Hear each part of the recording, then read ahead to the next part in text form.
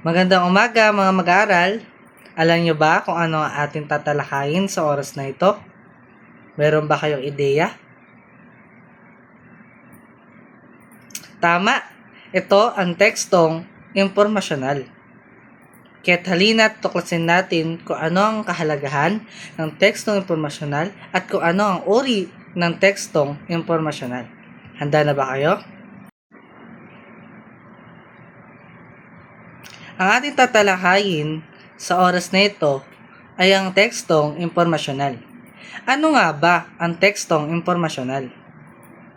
Ano nga ba ang iba't ibang uri ng tekstong impormasyonal? Kaya talina't alamin natin. Handa na ba kayong makinig at pag-aralan kung ano nga ba ito? Kung ganon, magsisimula na tayo. Ating aalamin sa oras na ito ang tekstong impormasyonal sa unang markahan. Narito ang ating mga layunin sa ating talakayan. Pangalanin ng iba't ibang uri ng tekstong impormasyonal, nakapagtatala ng mahalagang impormasyon, kilalanin ng mga bahagi ng tekstong impormasyonal, na ipapaliwanag ang mga elemento ng tekstong biswal, nakabubuo ng imahen, larawan ng tauhan batay sa mga pangyayari at dialogue, ilustrasyon ng tauhan, tema, panel na kinasasangkutan nito. Ano nga ba ang tekstong impormasyonal? Kung kayo aking tatanungin, paano nakakatulong sa bawat individual, mambabasa at sa ating paligid ang tekstong impormasyonal? Ang tekstong informatibo ay nagtataglay ng tiyak na impormasyon patungkol sa bagay, tao, lugar o pangyayari. Hindi ito naglalaman ng opinyon, kung kaya ang tono nito ay kadalasan objektibo. Ang tekstong impormasyonal o informatibo ay hindi nagtataglay ng kuro-kuro, opinyon o tsismis lamang. Ito ay may sapat na detalye at tumpak na impormasyon, kung kaya't ito ay tinatawag na informatibong pamamaraan upang maipahayag natin sa mga mambabasa kung ano ang sapat na detalye o impormasyon nito. Ngayon, nalaman na natin kung ano ang kahulugan ng tekstong impormasyonal o tekstong informatibo na kung saan ito ay nakakatulong sa bawat individual o mambabasa. Nais ko kayo bigyan ng isang maiksing paunang pagsusulit upang malaman ang iyong ideya sa mga bagay na ito. Handa na ba kayo?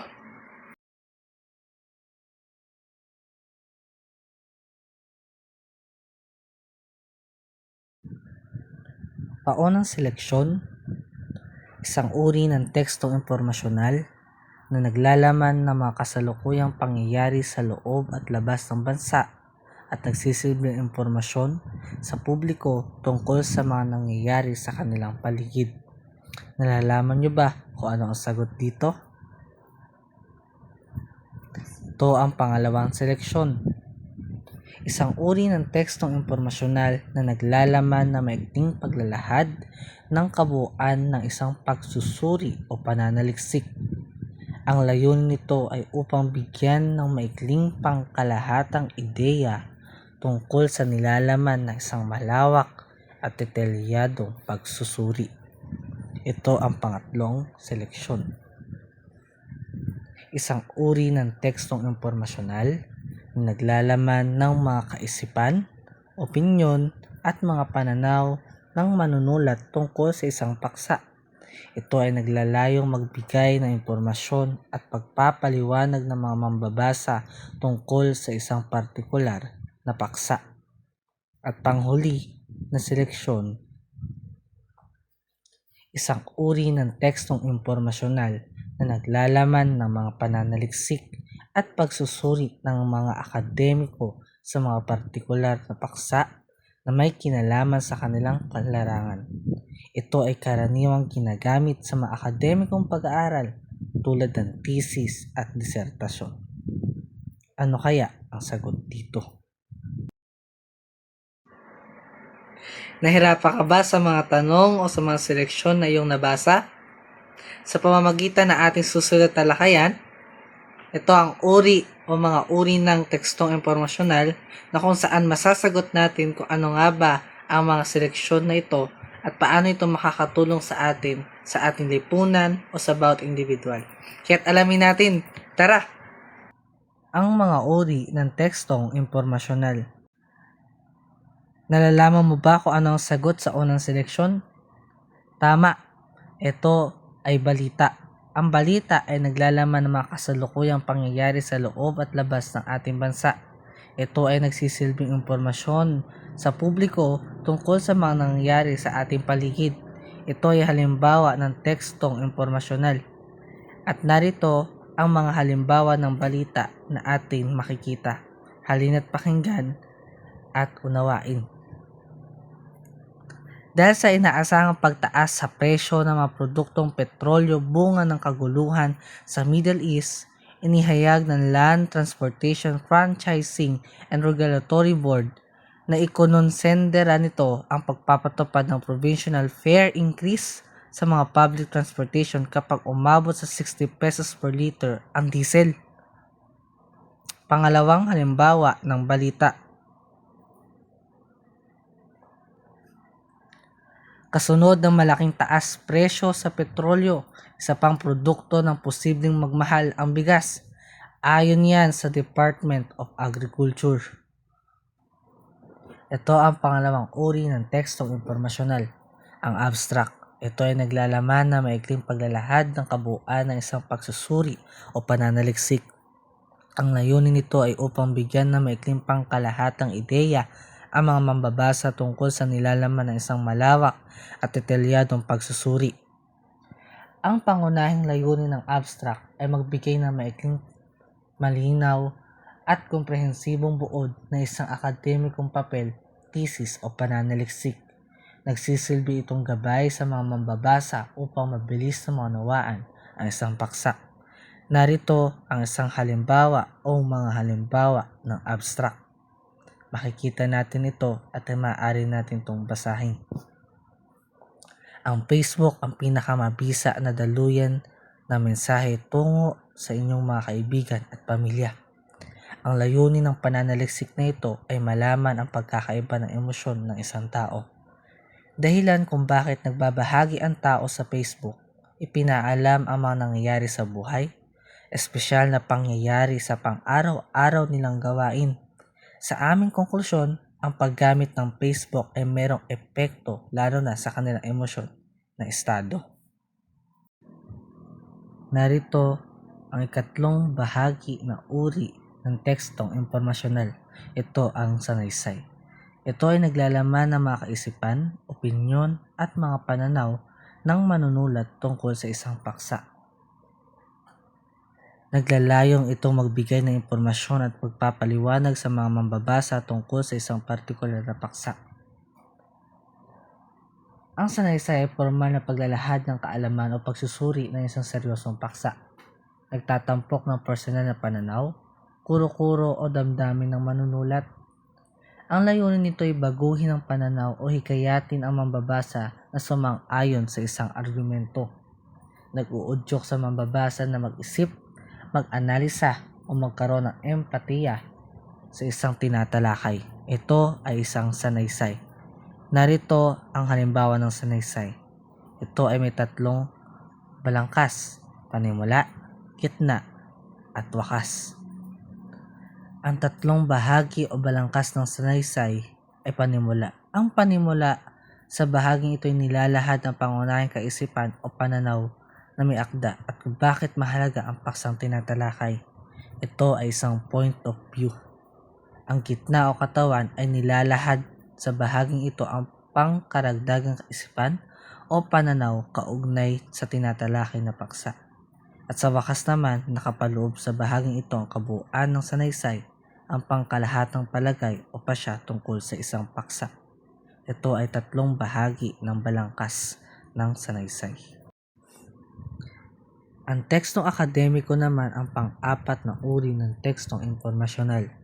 Ang layunin nito ay malaman ng mga mananaliksik at pagsusuri ng mga akademiko sa mga partikular na paksa na may kinalaman sa kanilang larangan. Ito ay karaniwang ginagamit sa mga akademikong pag-aaral tulad ng thesis at disertasyon. Sinasanay nito ang mambabasa na magsuri, magtimbang ng ebidensya, at mag-isip ng kritikal sa halip na tumanggap lamang ng impormasyon. Mahalaga dahil nagbibigay ito ng tumpak, objektibo at mapagkakatiwalaang impormasyon base sa ebidensya. Nagsisilbi itong gabay upang matutunan ang isang formal na estilo ng pagsulat na kinakailangan ng profesional na larangan. Narito ang halimbawa ng tekstong akademiko. Ito ay isang halimbawa ng tekstong akademiko na kung saan makikita natin kung ano ang mga larangan na akademikong sinulat ni Carlos Yulo sa kanyang buhay. Pagtapos natin malaman kung ano ang uri ng tekstong impormasyonal, malaman kung ano ang kahulugan ng tekstong impormasyonal, ating alamin kung ano nga ba ang mga layunin o bahagi ng tekstong impormasyonal. Una, ito ay isang bahagi ng tekstong impormasyonal. Ito ay tinatawag na pamagat. Pangalawa, panimula. Pangatlo, katawan ng teksto. At pang-apat ay conclusion o konklusyon. Narito ang halimbawa ng bahagi ng tekstong impormasyonal. Ang pagkakilanlan ng pambansang bayani na si Dr. Jose Rizal. Ang ating pambansang bayani ay si Jose Protasio Rizal Mercado y Alonso Yolanda. Anak siya ng mag-asawang Teodora Alonso at Francisco Mercado. Ipinanganak siya noong Hunyo 11, 1861 sa Calamba, Laguna. Namatay siya noong 30 ng Disyembre taong 1896 sa pamamagitan ng firing squad. Marami siyang tinapos na kurso kabilang na ang medisina. Isa rin siyang pintor at skulptor. Ngayon Disyembre 30, 2019 ang ika-123 taong anibersaryo ng kanyang pagkamatay. Pamagat. Ito ay nilalaman ng paksa o nilalaman ng tekstong impormasyonal. Ang pamagat o titulo ay ang pangalan ng isang akda, libro, pelikula o artikulo na magbibigay alam sa paksa o tema nito. Ito ay isang halimbawa, pagkakilanlan ng pambansang bayani na si Dr. Jose Rizal. Narito ang pangalawang halimbawa ng bahagi ng tekstong impormasyonal, ang panimula. Ito ay isang halimbawa na ating binasa kanina lang. Ang ating pambansang bayani ay si Dr. Jose Protasio Alonso Mercado y Yolanda Rizal. Anak siya ng mag-asawang Teodora Alonso at Francisco Mercado. Ipinanganak siya noong June 19, 1861 sa Calamba, Laguna. Ito ang kasunod na bahagi ng tekstong impormasyonal. Ang katawan ng teksto. Ito ay naglalaman ng mga detalye at impormasyon sa bawat paksa o ng isang paksa. Ang ating pambansang bayani ay si Dr. Jose Protasio Alonso Mercado y Yolanda Rizal. Anak siya ng mag-asawang Teodora Alonso at Francisco Mercado at pinanganak siya noong June 19, 1861 sa Calamba, Laguna. Ito ay isang halimbawa ng katawan ng teksto. Marami siyang tinapos na kurso kabilang na ang medisina. Isa rin siyang pintor at skulptor. Ngayong Disyembre 30, 2019 ay ika-123 taong anibersaryo ng kanyang pagkamatay. Ang katawan ng teksto or core content, ito ay ang puso ng teksto na naglalaman ng mga pangunahing ideya ng isang paksa o datos na dapat nating malaman. Ang panghuling bahagi ng tekstong impormasyonal, ang konklusyon. Ang konklusyon ay pagpapahalaga dahil ito ay nagbubuod ng pangunahing kaisipan, nagbibigay diin sa mga katuklasan at sumasagot sa layunin na isang pag-aaral o sulatin. Ito'y naglalaman ng huling salita o pagsusuri ng isang paksa o teksto na dapat nating malaman. Maraming salamat sa iyong pakikinig at sa iyong pagtsatsaga. Nais kong malaman mo sa ating huling talakayan. Nais ko na may bahagi kung ano nga ba ang tekstong visual. Nais mo bang malaman? Pakinggan natin ito. Ano nga ba ang tekstong visual?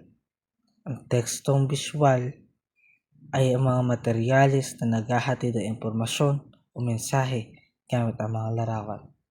Ito ay nakakatulong upang maging interaktibo at kawili-wili ang ating aralin. Effective ang resulta ng bawat gawain. Ang pagbuo ng imahen ng tauhan batay sa mga pangyayari at dialogo sa pamamagitan ng ilustrasyon ay nakabatay lamang sa pagsasama-sama ng visual na elemento at textual na konsepto. Ito ay nagbibigay buhay sa karakter sa pamamagitan ng pagpapakita ng kanilang emosyon, kilos at relasyon sa kwento. Ito ay magagamit sa paggawa ng mga kwento o sa mga maiiksing kwento. Maraming salamat sa iyong pagpakikinig, pagbati at salamat.